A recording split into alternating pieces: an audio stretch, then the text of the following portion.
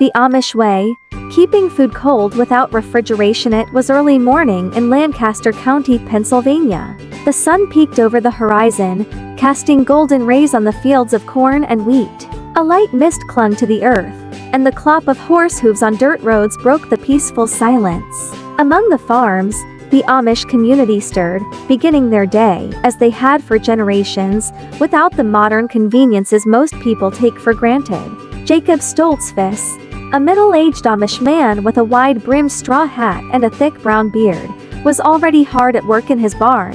Like all Amish families, Jacob's household thrived on self-sufficiency, relying on the land and their traditional ways to live in harmony with nature.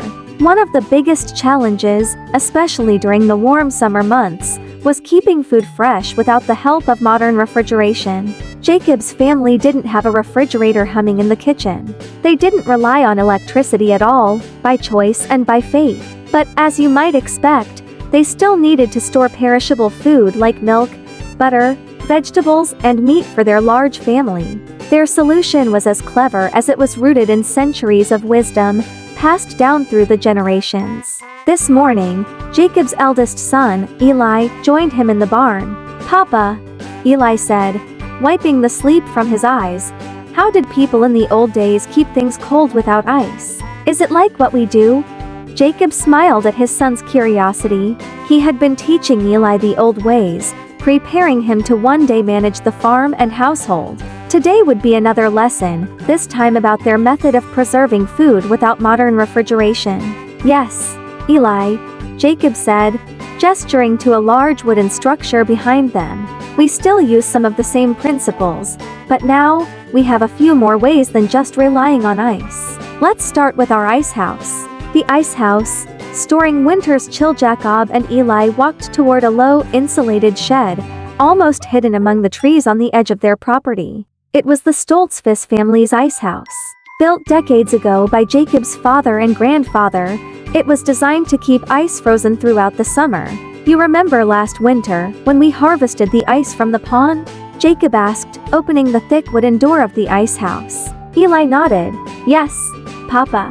We cut big blocks of ice from the frozen water and brought them here." "Exactly," Jacob continued. "We packed those ice blocks in sawdust to insulate them. The sawdust prevents the ice from melting too quickly." Inside the ice house, the air was cool, even on this warm summer morning. Huge blocks of ice, buried in sawdust, sat in neat rows along the floor. The ice, cut months earlier in the coldest part of winter, had barely melted, even though it was now June.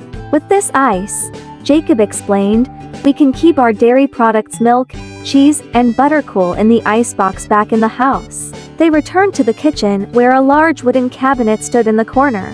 Eli watched as his father opened it. Inside, there were shelves of neatly packed butter, cheese, and jugs of milk, all kept cold by large chunks of ice placed in a separate compartment. "Every few days, we take more ice from the ice house and replace the melting blocks here," Jacob said. "This keeps our food fresh, just like a refrigerator would, but without electricity." Eli marveled at how simple, yet effective, it was. The ice house was only one method the Amish used, but it was a vital one during the summer when fresh food would otherwise spoil quickly. "Spring houses, nature's natural cooler. Come with me," Jacob said, leading Eli out of the house and down a narrow path that led to a small stream running behind their farm. The water bubbled peacefully, clear and cold as it wound its way through the countryside.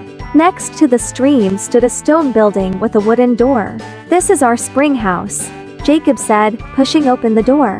Inside, the cool air hit Eli like a refreshing breeze. The floor of the spring house was a smooth slab of stone, and running through the middle was a shallow channel where the stream flowed. "This is where we keep some of our perishables that need to stay cool, like fresh vegetables and certain cuts of meat," Jacob explained. The stream flows through the spring house, and the cold water keeps the air inside chilly.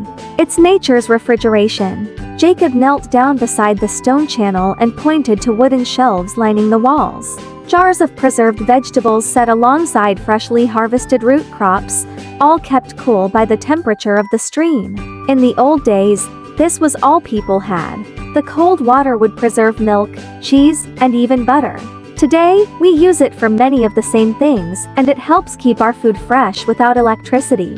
Eli dipped his hand into the stream, feeling the cold water rush over his fingers. It was remarkable that the same water they drank also acted as a natural cooler for their food. The simple beauty of the spring house was in its reliance on the natural environment. Root cellars.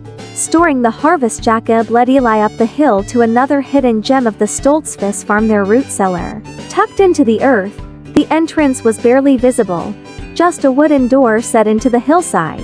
When Jacob opened it, a cool draft wafted out, carrying the scent of damp earth and fresh produce. Root cellars are another way we keep food from spoiling, Jacob explained. By digging underground, we take advantage of the earth's constant cool temperature, even in the summer. Eli followed his father inside, where the stone-lined walls were lined with shelves holding jars of canned tomatoes, green beans, pickles, and applesauce. Potatoes, onions, and carrots were stored in large wooden bins.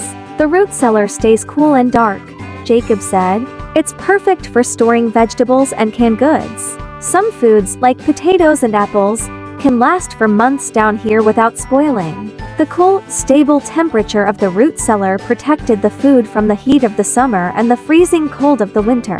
It was another ingenious way the Amish kept their food from going bad without refrigeration. Canning and preserving. Jacob smiled as he looked around the root cellar, proud of the hard work his family put in each year. Of course, not everything we grow is eaten fresh. We also can and preserve much of our harvest, which helps it last through the winter. Jacob showed Eli rows of glass jars filled with vibrant fruits and vegetables. Canning preserves food by sealing it in airtight jars after heating, which kills any bacteria. Once sealed, these jars can be stored for months or even years. The canning process allowed the Amish to store food long after the growing season ended. It was a labor-intensive process, but it was one that ensured their family would always have food, even during the coldest months. Lessons of simplicity and sustainability. As Jacob and Eli emerged from the root cellar, the sun had risen higher in the sky, warming the earth around them. Eli wiped his brow, thinking about everything his father had taught him. The ice house, the spring house, the root cellar, and the canning. All of these methods were deeply rooted in tradition, passed down through generations. Papa, Eli said thoughtfully, do you ever wish we had a refrigerator like the Englishers? Jacob chuckled softly, shaking his head. No, Eli. Our way works just fine. It's slower, yes, but it teaches us patience and respect for the land. We don't rely on machines to keep us going. We rely on each other, our community, and the world that God has provided for us. Eli nodded. He was beginning to understand.